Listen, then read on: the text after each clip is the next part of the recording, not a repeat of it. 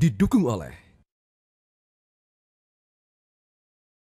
masih di Syiar Madrasah Ramadan. Adik-adik yang baru bergabung, sekarang kita akan langsung mendengarkan sesi pertama, yaitu pelajaran mengenai pribadi mandiri menurut ajaran Islam. Ini dia penjelasannya, silakan Ibu Siti. Assalamualaikum warahmatullahi wabarakatuh. Adik-adik siswa-siswi madrasah yang sedang belajar di rumah, apa kabar kalian hari ini? Semoga semuanya berada dalam keadaan sehat dan selalu dalam lindungan Allah Subhanahu wa Ta'ala. Amin. Adik-adik sekalian, tema pembelajaran kita hari ini adalah menjadi pribadi yang mandiri menurut Islam. Nah, apa itu sebenarnya yang dimaksud dengan kemandirian? Yuk kita coba memahami kemandirian dalam perspektif psikologi terlebih dahulu.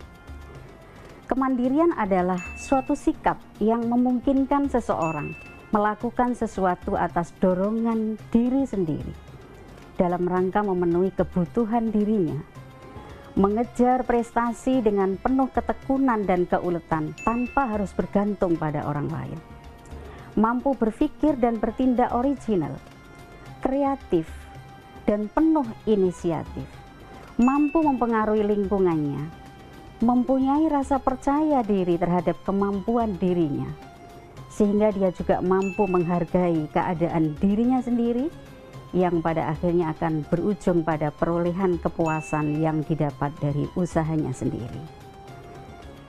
Nah, bagaimana sebenarnya Islam menuntun kita untuk menjadi pribadi yang mandiri?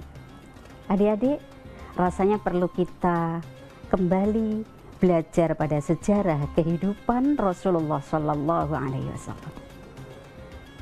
Kita ketahui bersama bahwa beliau terlahir dalam keadaan yatim. Ketika beliau masih berada dalam usia anak-anak, ternyata beliau juga ditinggalkan oleh ibunya untuk kembali kepada Allah Subhanahu wa Ta'ala. Nyaris beliau hidup sebagai yatim piatu. Namun di belakangnya ada sosok seorang paman yang luar biasa, yang berani membackup kehidupan Rasulullah Shallallahu Alaihi Wasallam. Juga ada seorang kakek yang tidak kalah luar biasanya. Beliau adalah orang yang dihormati di kalangan suku Quraisy. Namun apa yang dilakukan oleh Rasulullah di masa kecilnya? Beliau tidak bersandar pada kakek maupun pamannya. Beliau berusaha untuk menjadi pribadi mandiri. Di usianya yang sangat belia, beliau sudah menunjukkan kemandiriannya dengan mengembala kambing, dengan berusaha untuk berdagang. Itu adalah contoh keteladanan yang disampaikan oleh Rasulullah Shallallahu Alaihi Wasallam kepada kita semua, untuk membentuk diri kita menjadi pribadi yang mandiri.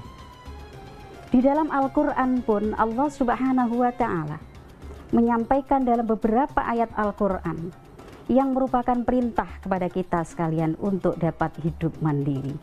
Salah satu di antaranya di sini saya akan mengutip surat Ar-Ra'd ayat 11, di mana Allah Subhanahu wa Ta'ala menyampaikan Bismillahirrahmanirrahim, Innallaha la yughayyiru ma biqaumin hatta yughayyiru ma bi anfusihim. Sesungguhnya Allah tidak akan merubah keadaan suatu kaum sehingga mereka merubah keadaan mereka sendiri. Jelas, ayat ini mengandung perintah kepada kita sekalian untuk mampu berusaha sekuat tenaga dalam rangka merubah nasibnya sendiri. Dengan kerja keras, kerja ikhlas yang juga tentunya dibarengi dengan doa dan kemudian tawakal kepada Allah Subhanahu wa Ta'ala. Kiranya itu yang bisa kita bahas pada segmen yang pertama ini. Nanti kita akan lanjut pada segmen yang kedua. Terima kasih. Itulah tadi sebagian penjelasannya. Setelah ini kita masih akan membahas tentang kiat-kiat untuk menjadi pribadi yang mandiri sesuai ajaran agama Islam. Adik-adik, kita akan rehat sejenak dulu yuk, tapi jangan kemana-mana, tetap di Syiar Madrasah Ramadan.